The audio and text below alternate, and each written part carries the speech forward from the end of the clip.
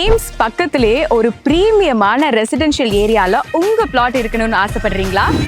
அப்போ நீங்க வர வேண்டியது பிக் பி அசோசியேட்ஸோட கேபிஆர் நகர். தனக்கான்குளம் நேஷனல் ஹைவேக்கு பக்கத்திலே இருக்கக்கூடிய நம்ம பிளாட்டை சுத்தி பாத்தீங்கன்னா ஒன்லி பிரீமியம் வில்லாஸ் இருக்கு.